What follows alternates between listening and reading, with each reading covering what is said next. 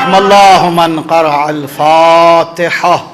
بسم الله الرحمن الرحيم. الحمد لله رب العالمين الرحمن الرحيم مالك يوم الدين إياك نستعين اهدنا الصراط المستقيم صراط الذين أنعمت عليهم غير المغضوب عليهم ولا الضالين.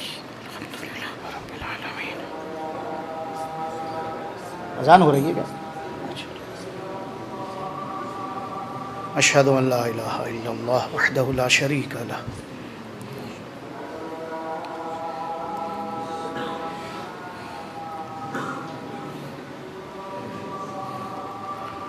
اشہد ان لا الہ الا اللہ وحدہ لا شریک لہ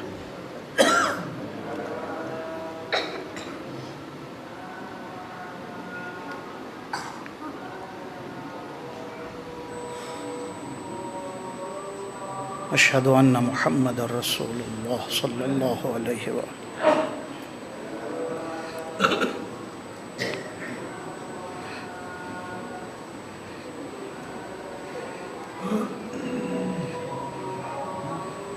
اشہد ان محمد رسول اللہ صلی اللہ علیہ وآلہ. اشہد ان امیر المومنین علی ولی اللہ. اشہد ان امیر المومنین علی حجت اللہ علیہ الصلاۃ والسلام. حی علی الصلاۃ.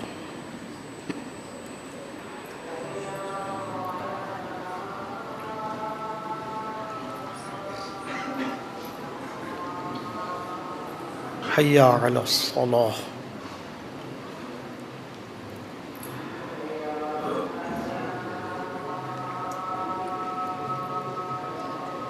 حی علی الفلاح.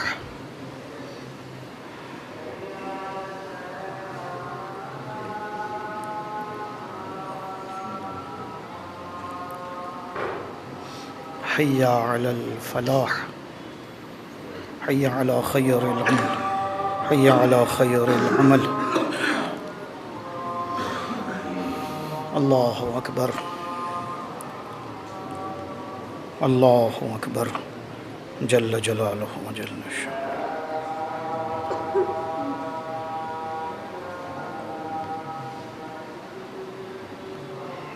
لا الہ الا اللہ. لا الہ الا اللہ. صلوات پڑھ دیں محمد رسول اللہ.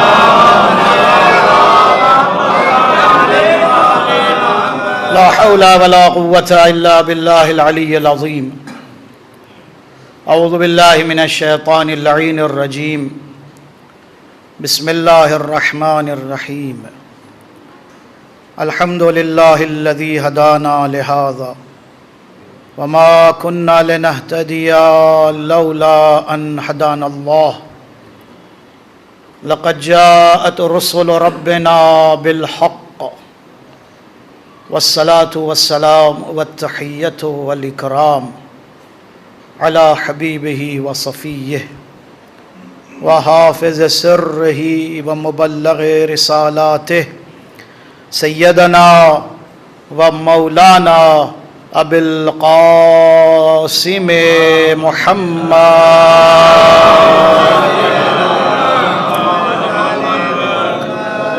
وعلى اہل بیتہ الطیبین الطاہرین الغر المیامین المعصومین المظلومین الذین اذهب اللہ عنہم الرجس وطہرہم تطہیرا.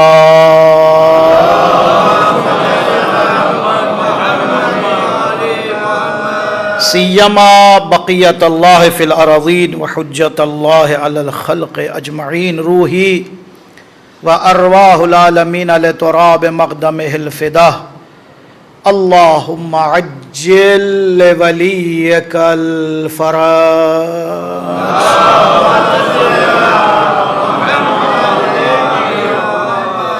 ولعنۃ اللہ على أعدائهم من الآن إلى لقاء يوم الدين. أما بعد فقد قال الله الحكيم في قرآن المجيد. بسم الله الرحمن الرحيم. سلام علي يوم ولدت ويوم أموت ويوم أبعث حيا. صدق الله العلي العظيم. صلوات پڑھ دیں محمد.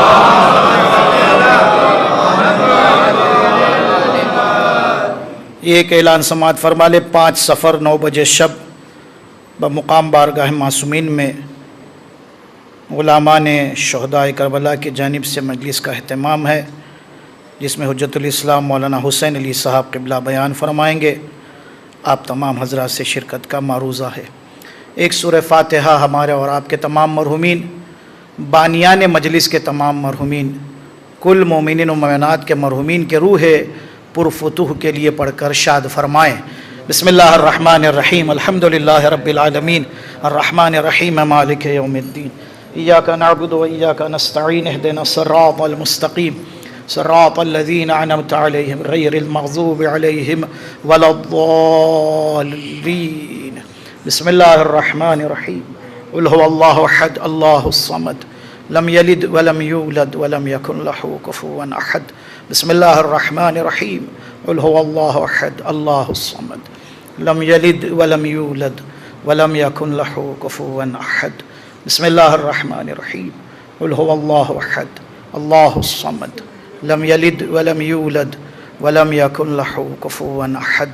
اللہم صل علی محمد وآل محمد، اللہم صل علی محمد وآل محمد، اللہم صل علی محمد وآل محمد، وابعث ثواب هذه الفاتحہ الی مرحومین المذکورین رحمۃ اللہ علیہم۔ پروردگار ہمارے تمام مرحومین کی مغفرت فرما، ہمارے تمام مرحومین اور بانیان مجلس کے تمام مرحومین کو جوار معصومین میں جگہ عطا فرما۔ ہمارے تمام مرحومین کے ایصال ثواب کے لیے سب مل کے صلوات علی محمد وآل محمد۔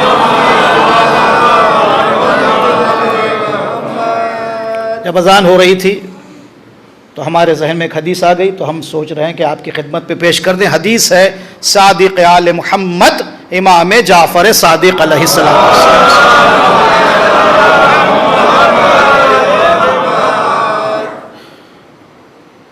جتنے بھی گناہ ہیں ان کو 2 حصوں میں تقسیم کیا گیا ہے۔ کچھ گناہ ایسے ہیں جن کو گناہ صغیرہ کہا گیا، اور کچھ گناہ ایسے جنہیں گناہ کبیرہ کہا گیا۔ جو حدیث بیان کی جا رہی ہے اس میں امام نے فرمایا اگر کوئی چاہتا ہے اپنی زندگی میں خود گناہ کبیرہ معاف کروا لے، دیکھیے بڑا تحفہ ہے یہ آپ کے لیے، کیونکہ ہمارے گناہ اگر ہم ہی معاف کروا لے تو بہت اچھا ہے، اور پھر وہ بھی گناہ کبیرہ۔ تو امام نے فرمایا 3 چیزیں ایسی ہیں جس سے پروردگار عالم گناہ کبیرہ معاف کر دیتا ہے، گناہ صغیرہ نہیں بلکہ گناہ کبیرہ۔ اب کبھی اور عرض کریں گے کہ علامہ دست غیب شیرازی نے جو کتاب لکھی ہے گناہان کبیرہ، اس کی جو لسٹ تیار کی ہے اس میں بیان کیا گیا زیادہ تر جو گناہ ہیں وہ زبان سے تعلق رکھتے ہیں۔ ہاں یہ یاد رکھیے گا، مثلا جھوٹ زبان سے، غیبت زبان سے، چغلخوری زبان سے، یہ سب زبان کے گناہ ہیں۔ اعضاء و جوارح کی بھی گناہ ہے، حقوق کے بھی گناہ ہیں۔ بہرحال یہ سب کسی اور موقع پر جب ہم اس دعا کے سلسلے میں جو مکارم الاخلاق والی دعا ہے، میرے اور آپ کے چوتھے امام زین العابدین علیہ الصلوۃ والسلام رسالت الحقوق کے سلسلے میں کتابیں لکھی گئی اور اس میں سارے حقوق بیان کیے گئے۔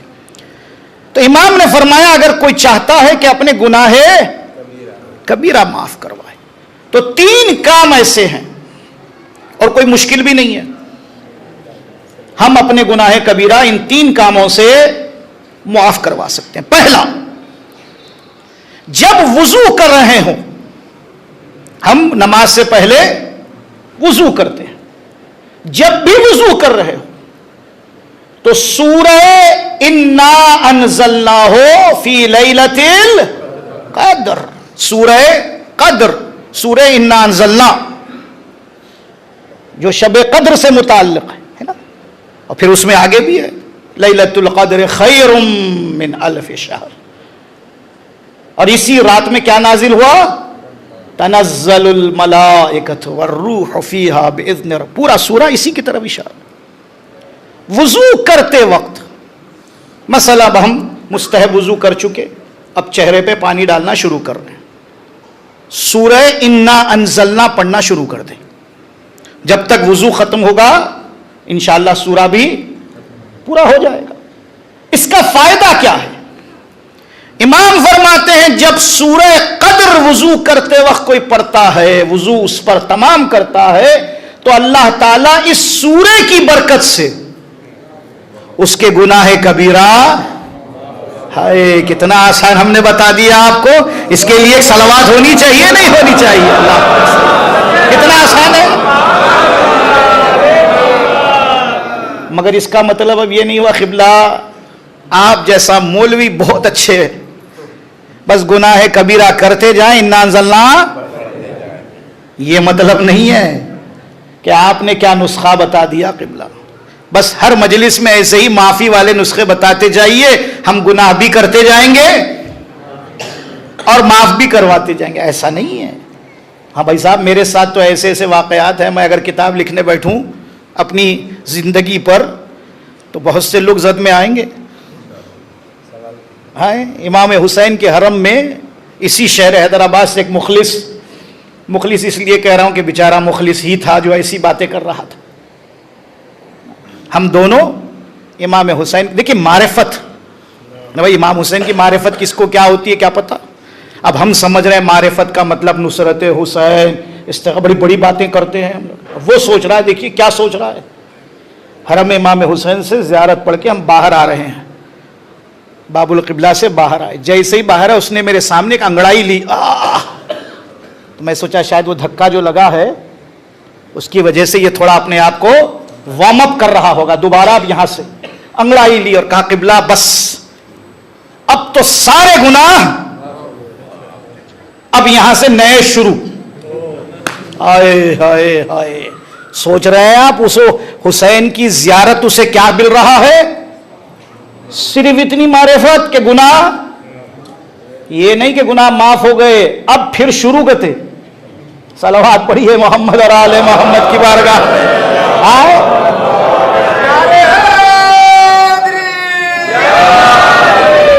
تو یہ جو ہے معرفت نہیں ہے، یہ دھوکہ ہے اپنے آپ کے ساتھ۔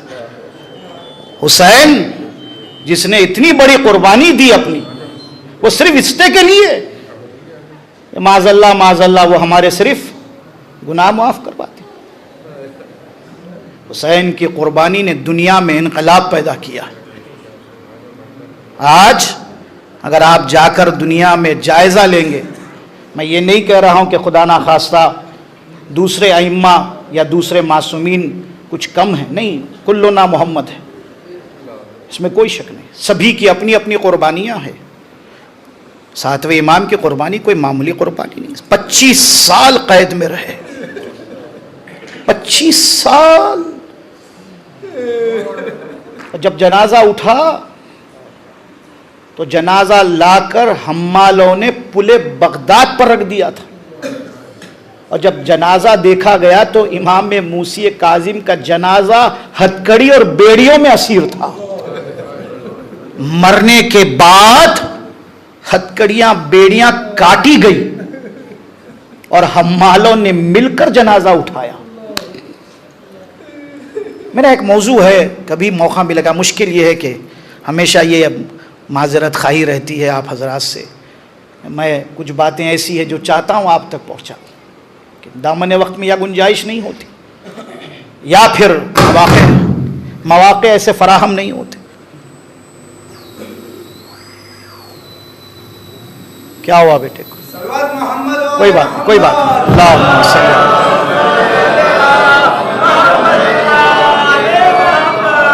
بنانے میں آواز نہیں جا رہی ہے کیا؟ جیسے اٹھو پلٹا دو، پلٹانے میں کتنی دیر لگیں گی؟ ہم تو بڑے بڑوں کو پلٹاتے ہیں، بڑے بڑے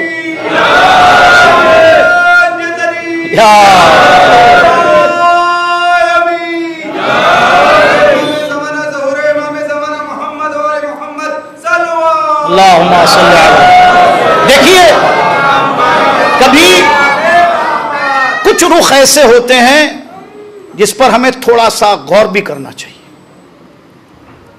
یہ رخ ہیں کہ اگر میں اور آپ یہ جو دعویٰ کرتے ہیں فیا لیتنی، کاش ہم بھی ہوتے، ہے نا، تو یہ اندر جائزہ لیں پہلے، ہم جیسے پہلے اس وقت بھی تھے، ایسا نہیں کہ نہیں تھے، جب امام حسین 28 رجب کو مدینے سے نکل رہے تھے، مجھے وہ روایتیں لا کر دکھائیے جس میں سارے مدینے والے اکٹھا ہو گئے ہوں اور امام حسین کے دروازے پر آ کر کہا ہو فرزند رسول ہم آپ کو جانے نہیں دیں گے، اگر ولید بیعت مانگتا ہے ہم سب اس کے دربار پر حملہ کر دیں گے اور آپ کو مدینے سے ہماری لاشوں پہ سے گزر کے جانا ہوگا فرزند رسول۔ کہیں روایت ملی؟ کیا مدینے میں اس وقت شیعہ نہیں تھے؟ تھوڑا اور پیچھے چلتے ہیں، سوچئے، تاریخ پڑھیے گا تو ایک لمحے کے لیے ان چیزوں پر تدبر کیجیے۔ جب مولا کائنات کو ظاہری خلافت ملی تو مولا نے ہجرت فرمائی، اس وقت تک ہجرت نہیں کی جب تک کہ ظاہری خلافت نہیں ملی تھی، آپ مدینے میں ہی تھے، اور مدینے میں علی نے وہ ظلم دیکھے مسلمانوں کے کہ ابھی رسول کا کفن میلا بھی نہیں ہوا، فاطمہ کی پھسلیاں چور چور ہو گئی۔ کبھی علماء کے ساتھ بیٹھیے، ہاں بیٹھیے، ان سے یہ پوچھئے کہ قبلہ یہ جو 28 صفر کو پیغمبر کی شہادت یا وفات ہوئی، اس کے کتنے دن کے بعد فاطمہ زہرا کے گھر پر آگ اور لکڑی لے کے مسلمان پہنچ گئے، اور حضرت محسن کی شہادت کتنے دن بعد ہوئی؟ آپ سمجھیے پہلے کہ علماء نے یہ 8 ربیع الاول تک جو عزاداری کو وداع ایام عزا کے عنوان سے 11ویں امام کی شہادت تک کھینچا ہے۔ کیوں؟ 28 صفر کو پیغمبر کی شہادت ہو گئی، وفات ہو گئی، امام حسن کی شہادت ہو گئی، لیکن پھر یہاں سے ابھی عزاداری چل رہی ہے، کب تک؟ 8 ربیع الاول تک۔ وجہ کیا تھی؟ بعض روایتیں یہ ہے کہ یا 6 دن یا 7 دن، اس سے زیادہ نہیں، 5 6 7 دن، رسول کی شہادت کے بعد 5 6 یا 7 دن کے اندر ہی فاطمہ پر دروازہ گرایا گیا، حضرت محسن کی شہادت ہوئی، علی کو رسی میں جکڑ کر مسجد کی طرف لے جایا گیا، فاطمہ زہرا گھر کے باہر آئی، آواز دی ابو الحسن کو چھوڑ دو ورنہ میں اپنے سر کے بال بکھرا دوں گی۔ در و دیوار کے بیچ میں زہرا آ گئیں، اٹھی تو مدافع ولایت بن کر اٹھی، اپنی فکر نہیں تھی فاطمہ کو، اپنے بچے کی فکر نہیں تھی۔ پہلا سوال یہ تھا فضا آئینہ ابو الحسن، ابو الحسن کہاں پر ہے؟ پوچھئے علماء سے، دریافت کیجئے، یہ تاریخیں ہوگی یا 3 ربیع الاول یا 4 ربیع الاول یا 5 ربیع الاول، انہی تاریخوں میں شہزادی پر مصیبت کے پہاڑ ٹوٹے ہیں۔ وہ جو آپ شہادت مناتے ہیں 3 جمادی الثانی کو یا 13 جمادی الاول کو، یہ جو آپ مناتے ہیں یہ تو شہزادی کی شہادت کی ایام ہے، کیونکہ اختلاف ہے کہ آپ رسول خدا کے بعد 75 دن زندہ رہی یا 95 دن، 75 اور 95، بعض نے کہا 75، بعض نے کہا 95، تو 13 14 15 اگر ادھر لے لیں جمادی الاول سے تو 15 دن کے بعد ادھر پہنچیں گے 3 4 5 تاریخ جمادی الثانی کی۔ یہ تو شہادت مناتے ہیں آپ، لیکن فاطمہ کا پہلو کب زخمی ہوا؟ کبھی سوچا ہے؟ ایک جملہ آ گیا ہے، میں بغیر کہے آگے نہیں بڑھوں گا۔ تہران میں ایک بہت بڑے ذاکر ہیں، آغا فاطمینیہ، مولانا جانتے ہیں، وہ نقل کرتے ہیں کہ شہزادی کی شہادت کے ایام تھے اور الحمدللہ اب ایام فاطمیہ جیسے منانا چاہیے ویسے کسی حد تک کوشش کی جا رہی ہے۔ وہ مجلس پڑھ رہے تھے، مجلس ختم ہوئی، انہوں نے مجلس میں یہ ذکر کیا کہ فاطمہ کی پھسلیاں ٹوٹ گئیں، توڑ دی گئیں، دروازہ گرا پھسلیوں پر۔ مجلس جب ختم ہو گئی تو دیکھا ایک شخص ہے جو مسلسل رو رہا ہے، جب سے اس نے یہ جملہ سنا رو رہا ہے۔ مجلس ختم ہو گئی وہ رو رہا ہے، لوگ جا رہے ہیں وہ رو رہا ہے، کچھ لوگ جا چکے ہیں پھر بھی رو رہا ہے۔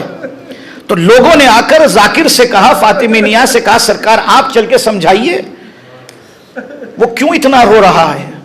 ذاکر اس کے قریب گئے، عالم اس کے قریب گئے، انہوں نے کہا کہ یقیناً شہزادی پر جو ظلم ہوا تو وہ سن کر رو رہا ہے، اللہ تجھے شہزادی کے ساتھ اجر عطا فرمائے، دیکھ اب مجلس ہو چکی ہے۔ اس نے کہا آغا آپ مجھے نہیں پہچانتے، آپ مجھے نہیں پہچانتے؟ کہا نہیں پہچانتا ہوں۔ کہ آپ جانتے ہیں میں ڈاکٹر ہوں، میں پیشے سے ڈاکٹر ہوں، اور میں ڈاکٹر کس کا ہوں؟ میں پھسلیوں کا ڈاکٹر ہوں، میں پھسلیوں کا ڈاکٹر ہوں۔ بدن میں سب سے نازک جو جگہ ہوتی ہے وہ پھسلیاں ہوتی ہے، اور فاطمہ کی پھسلیاں چور چور ہونے کے بعد بھی فاطمہ زندہ رہی، یہ بڑا تعجب۔ دنیا والوں تم پوچھتے ہو ہم کیوں روتے ہیں، ہمارے رونے کا سبب تو پوچھو نہ کبھی۔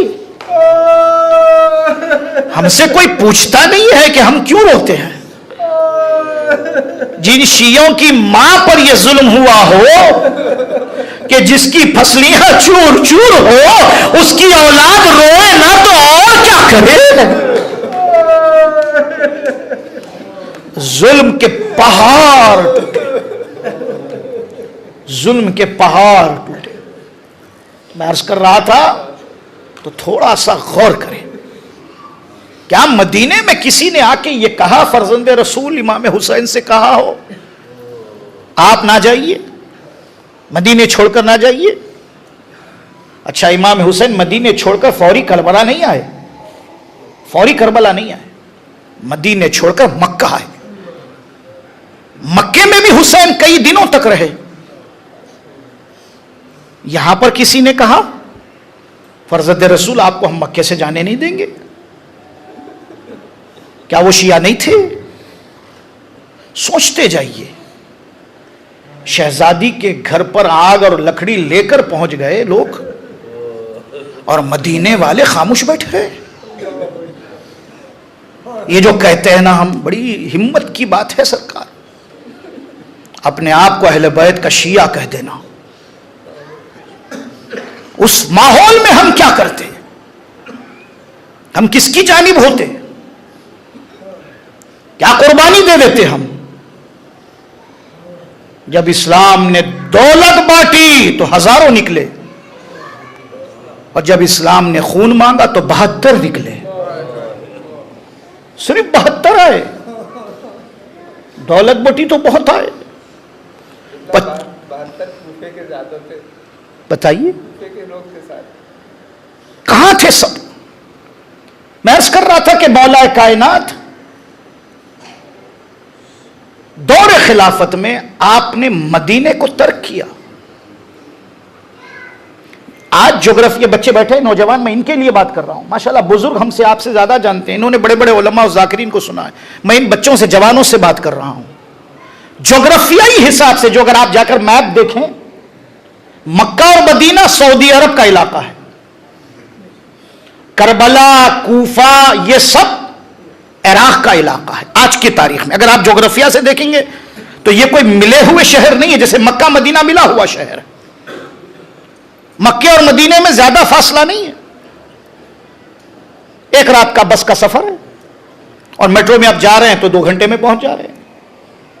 لیکن اگر آپ دیکھیں گے تو یہ علاقے کہاں کے ہیں؟ سعودی عرب کے علاقے ہیں۔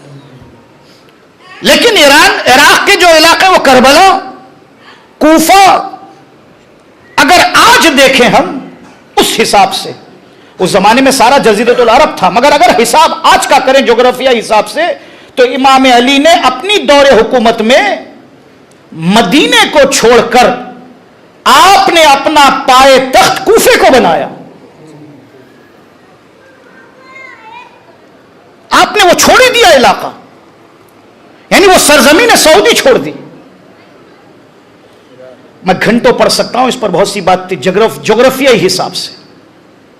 ذرا سا ذہن پہ زور دیں گے تو آپ کو بہت سی چیزیں معلوم ہوگی. آئیے بچوں کے لیے بات کرتا ہوں, تھوڑا بچے میرے ساتھ رہیں. مولا کائنات کی قبر مطہر کہاں پر ہے؟ بولیے. نہیں, کنٹری بولیے. Iraq, Najaf. Iraq, Najaf city ہے اور کنٹری کیا ہے؟ عراق. امام حسن بڑے بیٹے ہیں, گئے تھے بابا کے ساتھ. کہاں گئے تھے؟ کوفہ گئے تھے. علی کو نجف میں دفنایا بھی, لیکن کیا ہوا کہ امام حسن نے کوفہ چھوڑ کر واپس مدینے آ گئے. اور امام حسن کہاں دفن ہے؟ جنت البقیع, مدینہ. مدینہ سٹی, کنٹری سعودی عربیہ. پھر پلٹتے ہیں, امام حسین. پھر امام حسین ہجرت کر کے آپ مکے میں آئے, ابھی سعودی میں تھے, لیکن منزلیں طے کی اور گرفتار کرنے کے لیے آیا. حسین نے منزلیں طے کر کر وعدہ طفلی کو پورا کرتے ہوئے آپ پہنچے کربلا کی زمین پر. پھر بات آتی ہے, کربلا کون سا شہر؟ عراق. نجف سے کتنے دور؟ 80 سے 90 کلومیٹر. پھر چوتھے امام, دیکھتے غور تو کریے, تھوڑا سا میرے ساتھ رہیے. پھر چوتھے امام وہی امام حسین کے بیٹے ہیں.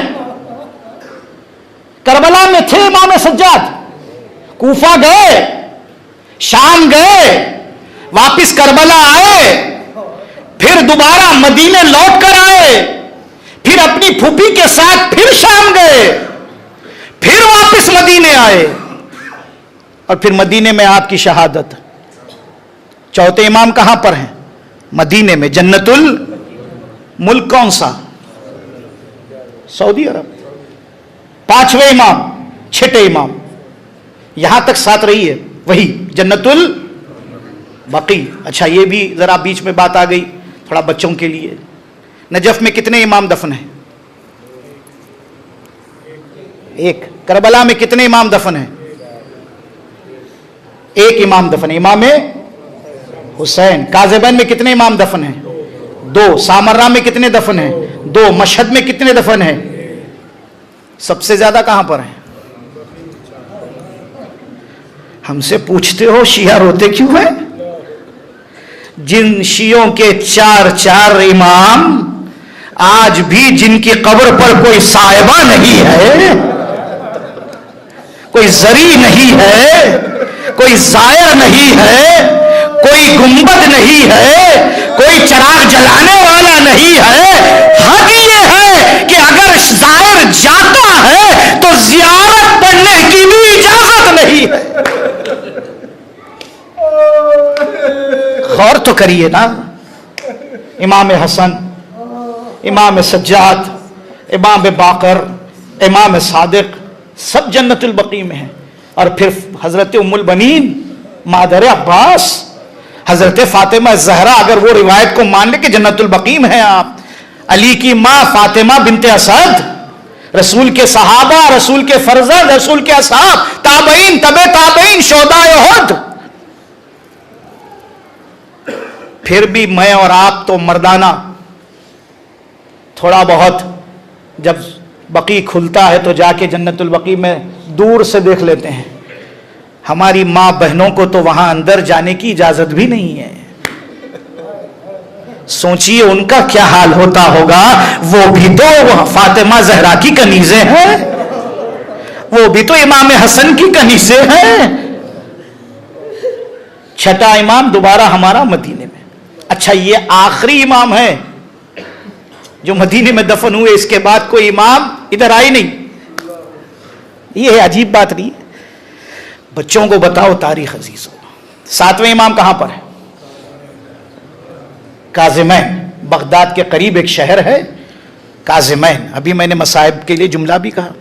امام حسین کے بعد سب سے زیادہ ہمارے 12 معصومین میں اگر حسین کے بعد کوئی مظلوم ترین امام ہے تو امام موسی کاظم ہے. 25 سال قید میں رہے, ہتھکڑی اور بیڑیوں میں جنازہ اٹھا, کاٹے گئے, حمالوں نے جنازہ اٹھایا. سب سے زیادہ اسی لیے باب الحوائج. مجھے ایک لفظ یاد آ گیا, یہ بچے بیٹھے ہیں, ان کو پتہ نہیں پھر میرے سے کب ملاقات ہوگی آپ کی, زندہ رہوں گا تو پھر ملوں گا. ویسے جا رہا ہوں, پھر آ جاؤں گا سفر سے واپس انشاءاللہ, 2-4 دن ہی میں واپس آ جاؤں گا. میں کاظمین میں امام موسی کاظم کی زری کے سامنے ٹھہر کے زیارت پڑھ رہا تھا, تو ایک شخص آیا, اس نے زری پکڑی اور اس نے ایک جملہ کہا. اچھا میرے لیے جملہ, کیونکہ معصومین کے جتنے بھی القابات ہیں وہ زیارتوں میں ذکر کیے گئے ہیں, جو بھی القابات ہیں وہ زیارتوں میں موجود ہے, مگر اس نے جو لقب کہا یا جو نام لیا یا جو آواز دی, میں سوچنے لگا میں نے تو ابھی امام موسی کاظم کی پوری زیارت پڑھی, کاظمین کی بھی پوری زیارت پڑھی, یہ جملہ نہیں ملا, اس سے کیسے ملا یہ جملہ؟ کہیں ہو سکتا ہے کہ اسے یہ جملہ ملا ہو, مجھے نہ ملا ہو. اس نے زری پکڑ کے کہا یا طبیب بغداد, طبیب بغداد. میں تھوڑا سا تعجب کیا.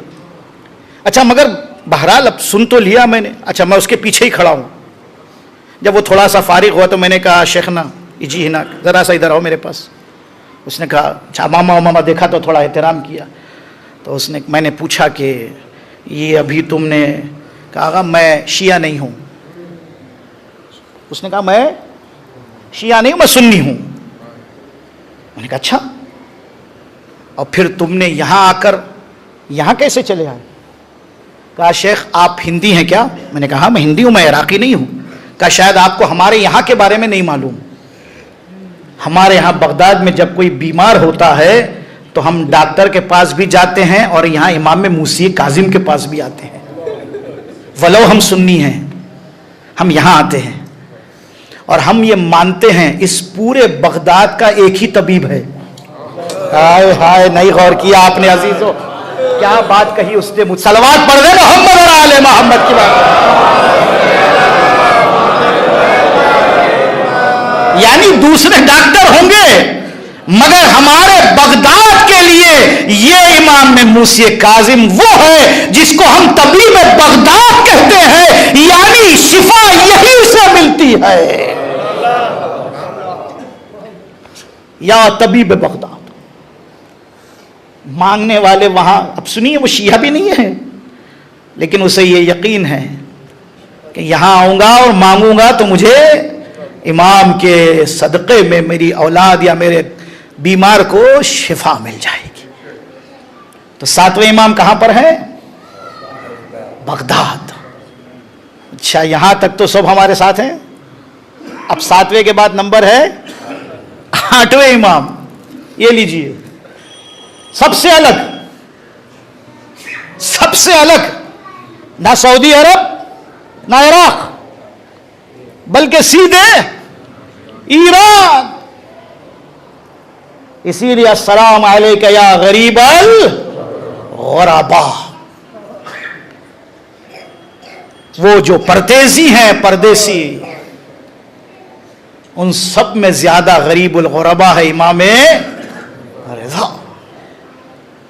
امام رضا کہاں ہے؟ شہر کا نام مشہد, ملک ایران.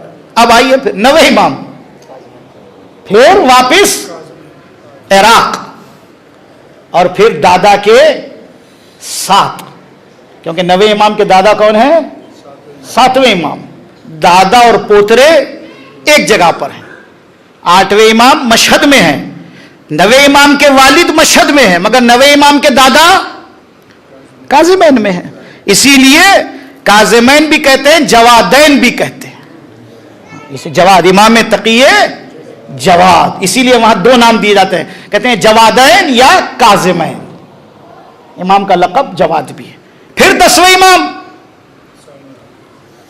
اب نہ نجف نہ کربلا نہ بغداد, اسی عراق میں ایک نیا شہر، دور بدلتا ہے کتنی تیزی سے.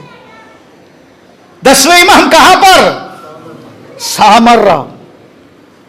11ویں امام پھر دوبارہ سامرہ. وہاں باپ اور بیٹے، یعنی 10ویں امام اور کاظمین میں دادا اور پوترے ہیں، لیکن وہاں الحمدللہ ہمارے 10ویں امام اور ہمارے 11ویں امام. اللہ ہمارے سر پر ہمارے مولا کا سایہ سلامت رکھے.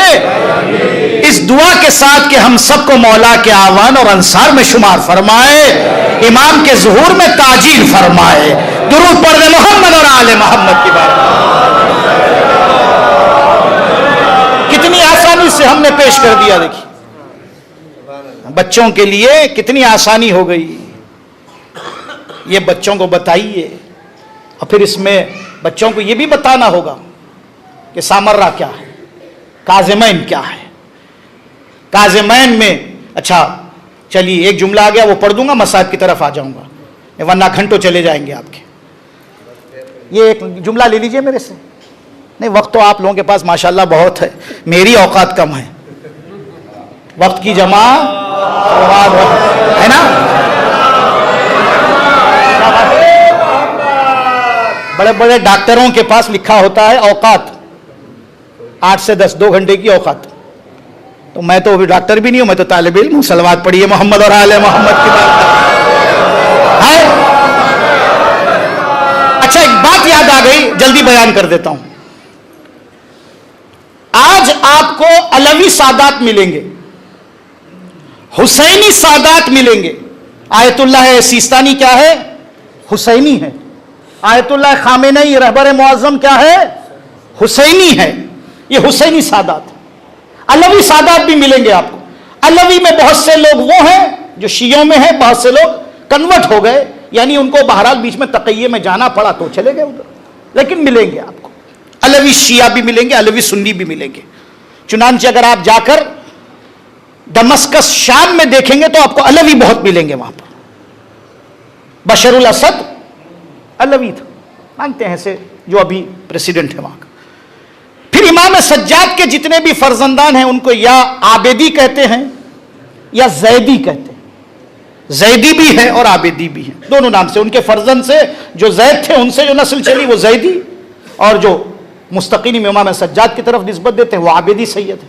5ویں امام کی اولاد باقری، 6ٹھے امام کی اولاد جعفری، 7ویں امام کی اولاد موسوی، 8ویں امام کی اولاد رضوی، 9ویں اور 10ویں امام میں بھی تقریباً ایک ہی ہے، یا تقوی ہے یا نقوی ہے. تقوی سادات بھی ہے، نقوی سادات بھی، کیونکہ بہرحال 10ویں امام کے ایک ہی فرزند تھے. 11ویں امام اور اس کے بعد معاف کیجئے 11ویں امام کے ایک ہی فرزند ہے، 12ویں امام اور پردہ غیب میں ہے، تو پھر کوئی عسکری نہیں ہے. اب یہ لسٹ آپ نے دیکھ لی، میں نے پوری لسٹ بیان کی، مگر آپ نے مجھ سے پوچھا نہیں. قبلہ آپ نے مولا کائنات کے سادات کو علوی کہا، حسینی کہا، سجاد والے بیمار کربلا کی اولاد کو عابدی زیدی کہا، باقری کہا، حسنی نہیں کہا آپ نے، جبکہ امام حسن کی بھی اولاد تھی. لیکن حسنی کوئی سید آج نظر نہیں آتا، کوئی نہیں ملے گا.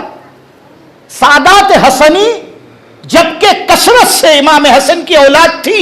بعض کربلا میں جنہوں نے اپنی جان کا نذرانہ پیش کیا جیسے حضرت قاسم، لیکن اس کے علاوہ بھی مدینے میں اور بھی اولادیں تھی امام حسن کی. لیکن حسنی سید کیوں؟ میں نے کہا نا گھنٹوں بیٹھ سکتا ہوں میں آپ کے ساتھ، اور یہ منبر سے ہونا چاہیے میرے بچوں کے لیے، جوانوں کے لیے. جب بغداد شہر بنایا گیا، آپ یہ جو خلفاء کے، بنی عباس کے، بنی امیہ کے خلفاؤں کا نام لیتے ہیں، حجاج ابن یوسف لعنت اللہ علیہ، متوکل عباسی لعنت اللہ علیہ، منصور دوانقی لعنت اللہ علیہ، ہارون اور امین اور مامون وغیرہ یہ جتنے بھی بنی عباس کے خلفاء تھے. بغداد شہر جب بنایا گیا، ہمارے شہر حیدرآباد میں بھی ایک نشانی ہے شہر کی، شاید بچوں کو معلوم نہ ہو، بزرگوں کو معلوم ہو. یہ جو گیٹیں پڑی ہوئی ہے نا، دبیل پورے کی گیٹ، یہ جو کمانیں بنی ہوئی ہیں، گیٹیں بنی ہوئی ہیں، یہ شہر کے دروازے تھے. اس میں شہر اس کے اندر تھا، اس کے باہر کوئی شہر نہیں. دروازہ بند ہوا، شہر ختم. یہ دروازے تھے. آج بھی آپ کو تھوڑے بہت نمونے ملیں گے بہت سے جگہوں پر. بغداد شہر جب بنایا گیا تو حدود بغداد کو دیوار کے ساتھ مقید کیا گیا کہ بھئی اتنا بغداد اس کے اندر ہے، دیوار بغداد.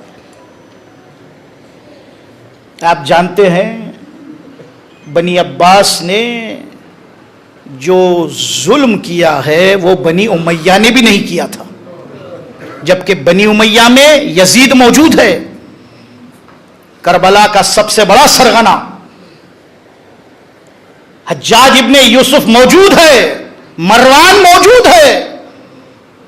یہ سارے وہ چھ ملائین، اللہ ان پر عذاب میں اضافہ فرمائے. یہ تو صرف آپ جو سنتے ہیں کربلا میں شمر آیا، ابن ذوالجوشن آیا، ہرملہ آیا. مختار نامہ کبھی علماء سے سنیے گا تو آپ کو ان کا بھی پتا چلے گا کہ ان کا بھی رشتہ بنی امیہ کے ساتھ کیسے تھا. لیکن جب بغداد کی دیواروں کو کھڑا کرنے کی بات آئی تو متوکل نے حکم دیا کہ بغداد کے قید خانے میں جتنے حسنی سید دفن ہیں، امام حسن کی اولاد حسنی، جس میں حسن مصنع کا بھی ذکر آتا ہے، جتنے حسنی سادات دفن ہیں ان کو لاؤ. لا کے بعد کیا کریں گے؟ ان سے مزدوری کروائیں گے؟ کہا نہیں، مٹی کو گیلا کرنے کے لیے پانی ڈالا جاتا ہے. کہا بغداد کی دیواروں کو اور بغداد کے شہر کو آباد کرنے کے لیے اب مٹی گیلی کرنے کے لیے پانی نہیں ڈالا جائے گا، بلکہ حسنی سادات کے خون سے. اللہ اکبر، اللہ اکبر، اللہ اکبر. مرد اور عورتوں کو قید سے لایا گیا، حسنی سادات کے گلے کاٹے گئے اور ان کے خون سے وہ مٹی گیلی کی گئی اور اس سے دیواریں کھڑی کی گئی. اسی لیے حسنی سادات کا تذکرہ نہیں ملتا. یا تو حسنی سادات تقیے میں چلے گئے یا شہید کر دیے گئے. پوچھتے ہو ہم سے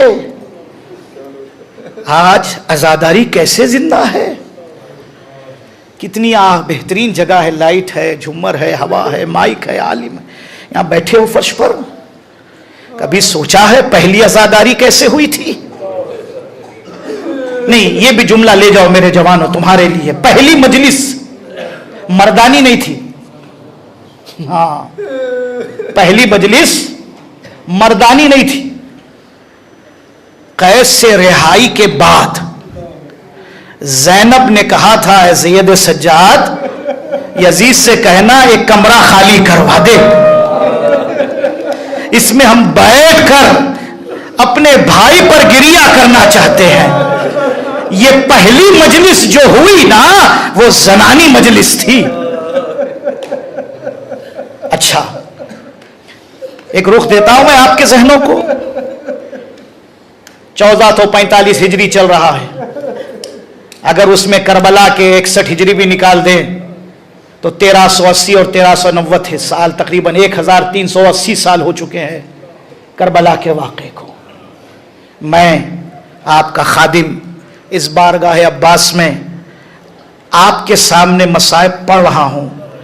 آپ مصیبتیں سن رہے ہیں اور آپ کے اور میرے آنکھوں میں آنسو ہے، غم ہے، دل میں تازہ ہو رہا ہے. میں نے بھی کتابوں میں روایتیں پڑھی ہے، آپ نے علماء اور ذاکرین سے سنی ہے، لیکن پہلی مجلس جو ہوئی نا وہاں پر کسی کتاب میں دیکھ کر مصائب نہیں پڑھے جا رہے تھے، بلکہ زینب کہہ رہی تھی بیویوں جب میرے حسین کے سینے پہ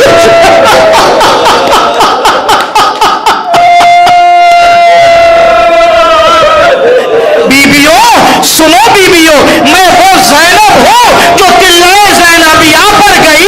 میں نے دیکھا میرا حسین گھوڑے سے زمین پر آ چکا تھا.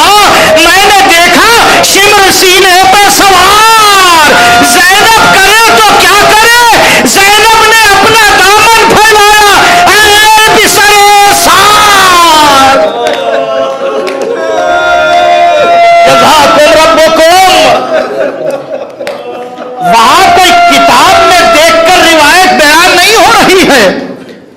زینب بیان کر رہی ہے بیبیوں، جب اکبر کا لاشا خیمے میں آیا نا، لیلا کو غش پہ غش آ رہے تھے.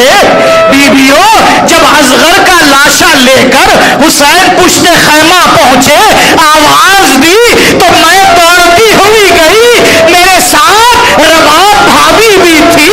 حسین نے وعدہ صبر لیا. اے بیبیوں تمہیں نہیں پتا رباب نے کیا دیکھا، اپنے اصغر کا گلا.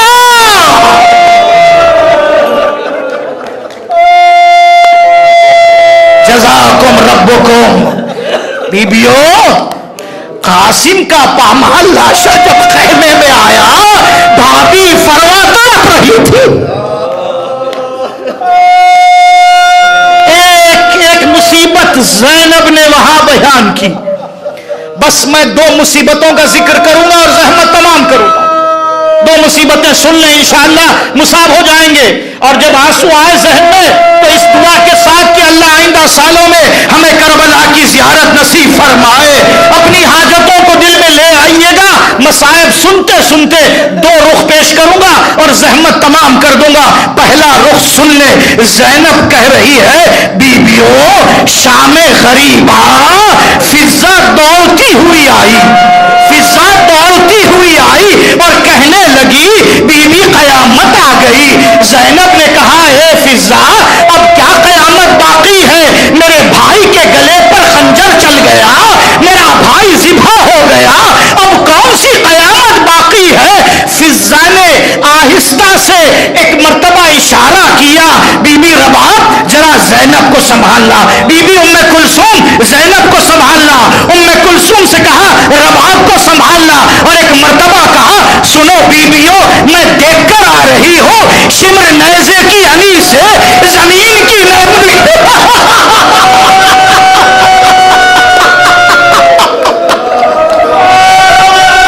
بیبیوں اصغر کا لاشا قبر سے ہی کا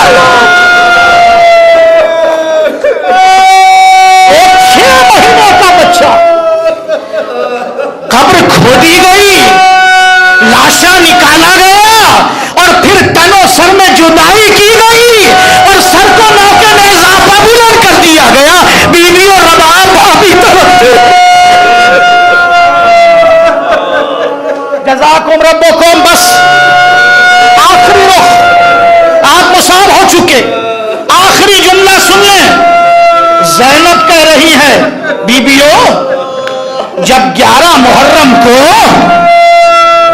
ہم کو لے کر ظالم میدان سے گزر رہے تھے نا، میں نے دیکھا میرا سید سجاد باپ کے لاشے کے پاس کھڑا ہے، ہاتھ میں ہتھکڑیاں، پیر میں بیڑیاں، گلے میں توق. مجھ سے کہتا ہے سجاد پھوپھی اماں مجھ سے بڑا مظلوم کوئی بیٹا آپ نے دیکھا ہے؟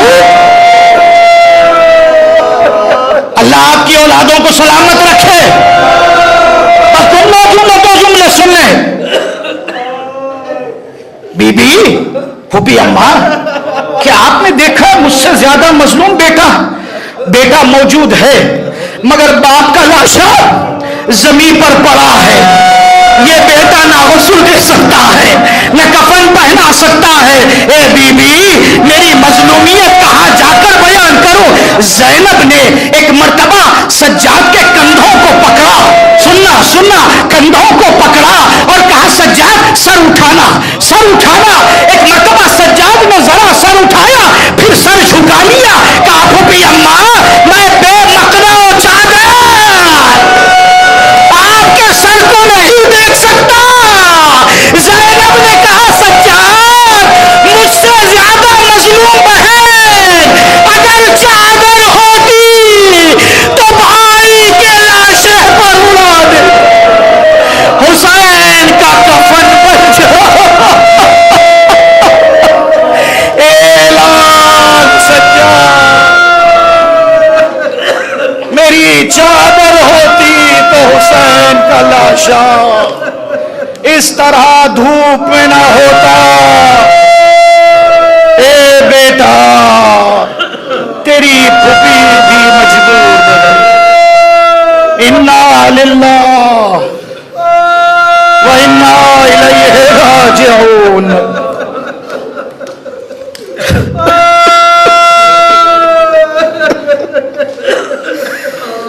الا لعنۃ اللہ علی قوم الظالمین وسيعلم الذين ظلموا أي منقلب ينقلبون.